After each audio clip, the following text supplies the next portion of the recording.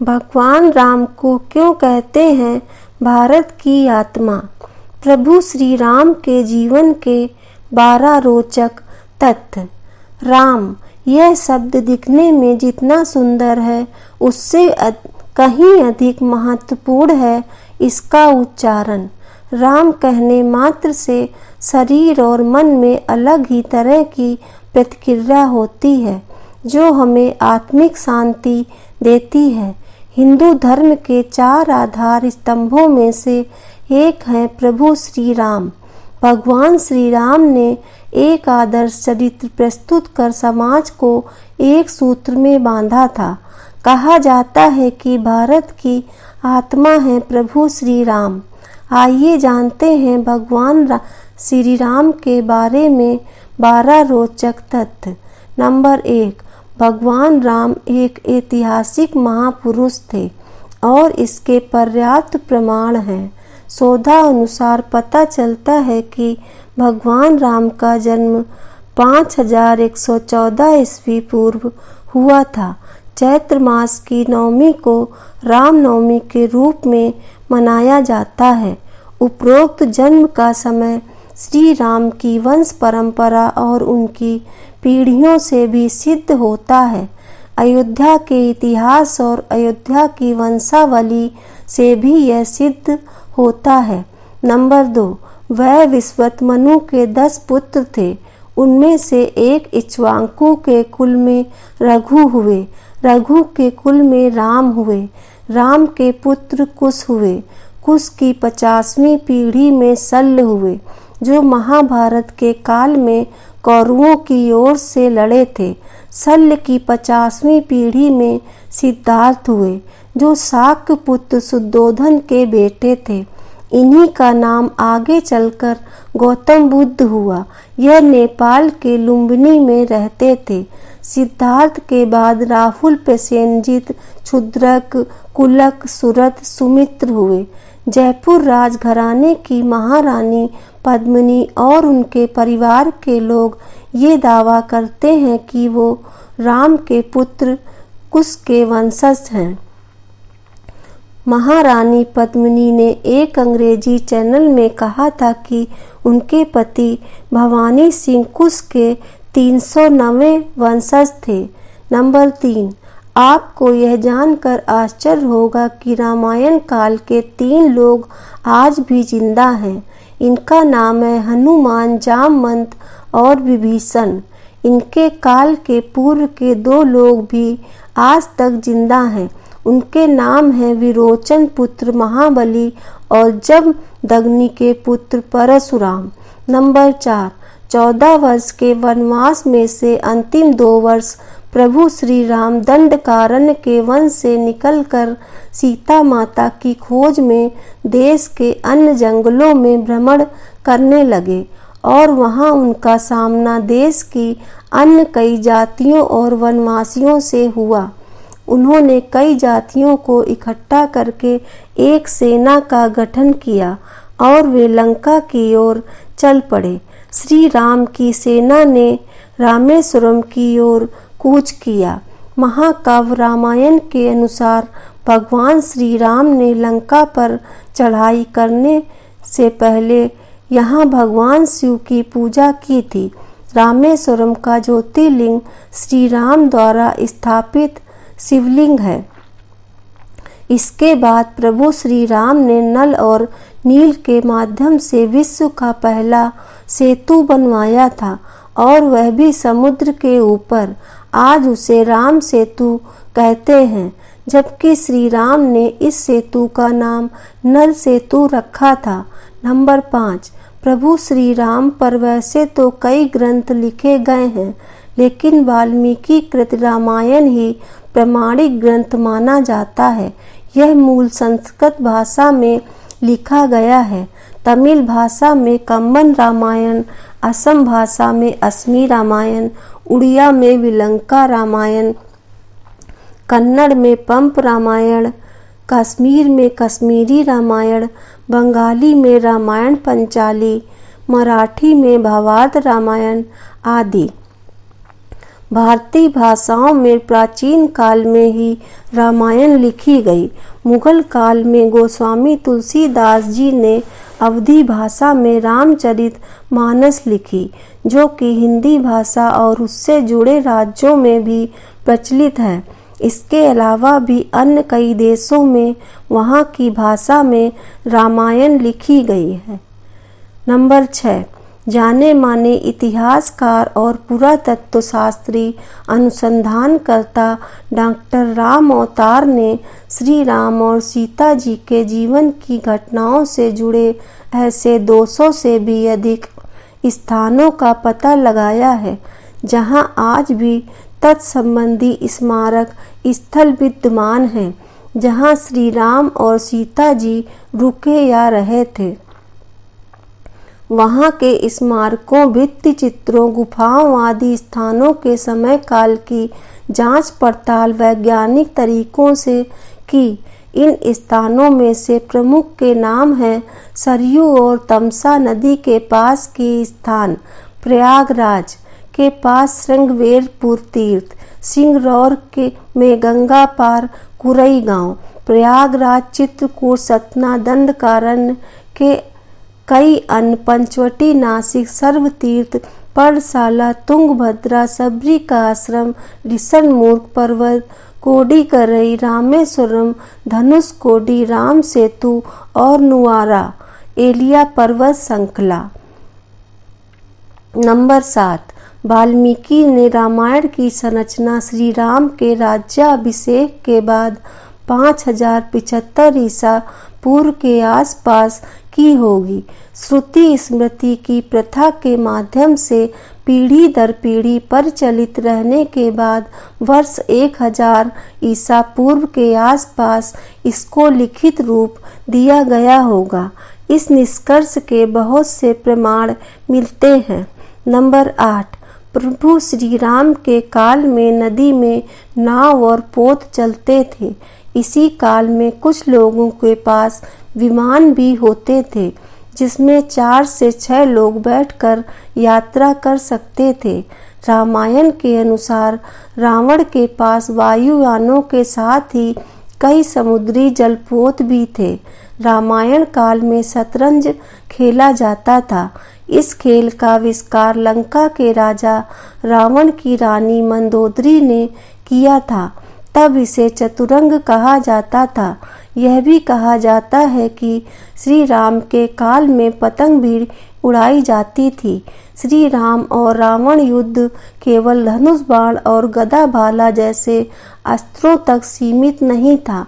कहते हैं कि युद्ध के दौरान राम सेना पर सुद्देसुर ने ऐसा विकट अस्त्र छोड़ा जिससे सुवेल पर्वत की चोटी को सागर में गिराते हुए सीधे दक्षिण भारत के गिरी को भी समुद्र में गिरा दिया था।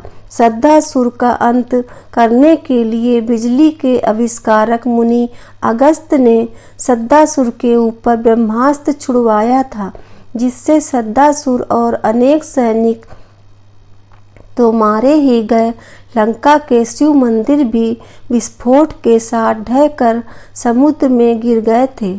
इसी तरह उस काल में दूरबीन भी होता था। श्री राम को अग्निवेश ने एक विशिष्ट कांच दिया था, जो संभवतः दूरबीन था।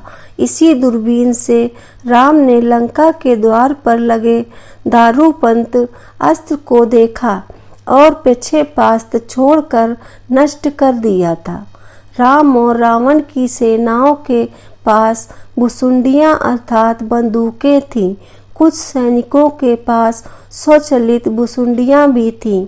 गस्त ने राम के हितार्थ शंकर जी से अजगव धनुष मांगा था।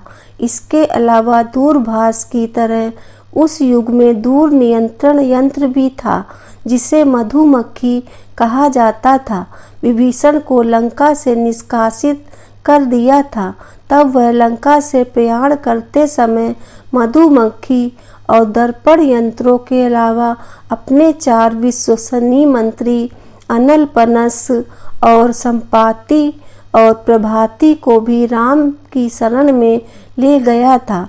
श्री राम के काल में सभी लोग बहुत ही नैतिक और सभ्य थे। सभी मर्यादा में रहकर जीवन यापन करते थे। अधिकतर लोगों को वेदों का ज्ञान था। नंबर 9, वनवासी और आदिवासियों के पूजनीय हैं प्रभु श्री राम। भगवान राम को 14 वर्ष का वनवास हुआ था। उसमें से 12 वर्ष उन्होंने जंगल में रहकर ही काटे। 12वें वर्ष की समाप्ति के दौरान सीता माता का हरण हो गया, तो आखिरी के 2 वर्ष उन्होंने सीता जी को ढूंढने, वानर सेना का गठन करने और रावण से युद्ध करने में गुजारे। 14 वर्ष के बाद उन्होंने बहुत ही महत्वपूर्ण कार्य किए, जिसके चलते आज भी हमारे देश और देश के बाहर राम संस्कृति और धर्म को देखा जा सकता है। प्रभु श्री राम ने वन में बहुत ही सादगी भरा तपस्वी का जीवन जिया। वे जहाँ भी जाते थे तो 3 लोगों के रहने के लिए एक झोपड़ी बनाते थे। वहीं भूमि पर सोते, रोज कंदमूल लाकर खाते और प्रतिदिन साधना करते थे। उनके तन पर खुद के ही बनाए हुए वस्त्र होते थे। धनुष और बाण से वे जंगलों में राक्षसों और हिंसक पशुओं से भी सभी की रक्षा करते थे। इस दौरान उन्होंने देश के सभी संतों के आश्रमों को बर्बर लोगों के आतंक से बचाया। अत्रि को राक्षसों से मुक्ति दिलाने के बाद प्रभु श्री राम दंडकारण्य क्षेत्र में चले गए, जहां आदिवासियों की बहुलता थी। यहाँ के आदिवासियों को बाणासुर के अत्याचार से मुक्त कराने के बाद प्रभु श्री राम 10 वर्षों तक आदिवासियों के बीच ही रहे। उन्होंने वनवासी और आदिवासियों के अलावा निषाद, वानर, मतंग और रीछ समाज के लोगों को भी धर्म, कर्म और वेदों की शिक्षा दी। वन में रहकर उन्होंने वनवासी और आदिवासियों को धनुष एवं बाण बनाना सिखाया, तन पर कपड़े पहनना सिखाया, गुफाओं का उपयोग रहने के लिए कैसे करें ये बताया और धर्म के मार्ग पर चलकर अपने रीति रिवाज कैसे संपन्न करें यह भी बताया। उन्होंने आदिवासियों के बीच परिवार की धारणा का भी विकास किया और एक दूसरे का सम्मान करना भी सिखाया। उन्हीं के कारण हमारे देश में आदिवासियों के कबीले नहीं समुदाय होते हैं। उन्हीं के कारण ही देश भर के आदिवासियों के रीति रिवाजों में समानता पाई जाती है। भगवान श्री राम ने ही सर्वप्रथम भारत की सभी जातियों और संप्रदायों को एक सूत्र में बांधने का कार्य अपने 14 वर्ष के वनवास के दौरान किया था। एक भारत का निर्माण कर उन्होंने सभी भारतीयों के साथ मिलकर अखंड भारत की स्थापना की थी। नंबर 10, श्री राम की 2 बहनें भी थीं, एक शांता और दूसरी कुकबी। हम यहाँ आपको शांता के बारे में बताएंगे। दक्षिण भारत की रामायण के अनुसार श्री राम की बहन का नाम शांता था, जो 4 भाइयों से बड़ी थी। शांता राजा दशरथ और कौशल्या की पुत्री थी, लेकिन पैदा होने के कुछ वर्षों बाद कुछ कारणों से राजा दशरथ ने शांता को अंग देश के राजा रोमपद को दे दिया था। भगवान श्री राम की बड़ी बहन का पालन पोषण राजा रोमपद और उनकी पत्नी वर्षणी ने किया, जो महारानी कौशल्या की बहन अर्थात श्री राम की मौसी थी। नंबर 11, श्री राम ने सीता जी का परित्याग नहीं किया था। पहले रामायण 6 कांडों की होती थी, उसमें उत्तर कांड नहीं होता था। फिर बौद्ध काल में उसमें राम और सीता के बारे में सच झूठ लिखकर उत्तर कांड जोड़ दिया गया। उस काल से ही इस कांड पर विद्वानों ने घोर विरोध जताया था, लेकिन इस उत्तरकांड के चलते ही साहित्यकारों, कवियों और उपन्यासकारों को लिखने के लिए एक नया मसाला मिल गया और इस तरह राम धीरे धीरे बदनाम होते गए। विपिन किशोर सिन्हा ने एक छोटी शोध पुस्तिका लिखी है जिसका नाम है राम ने सीता का परित्याग कभी किया ही नहीं। यह किताब संस्कृति शोध एवं प्रकाशन वाराणसी ने प्रकाशित की है। इस किताब में वे सारे तथ्य मौजूद हैं जो यह बताते हैं कि राम ने कभी सीता का परित्याग नहीं किया।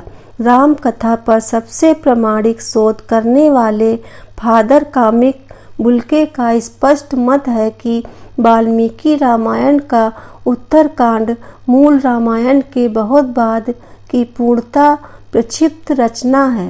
नंबर 12, श्री राम द्वारा जल समाधि लेने की घटना को हिंदू दलितों का धर्मांतरण करने वाले आलोचकों ने आत्महत्या करना बताया।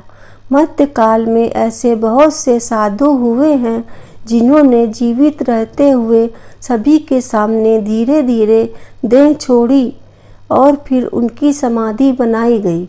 राजस्थान के महान संत बाबा रामदेव ने जीवित रहते समाधि ली थी, तो क्या हम यह कहें कि उन्होंने आत्महत्या की?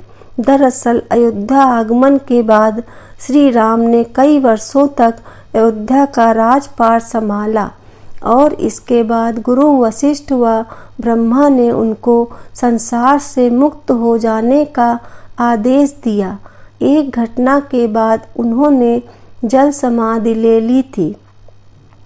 प्रभु श्री राम ने सरयू नदी में जल समाधि ले ली थी।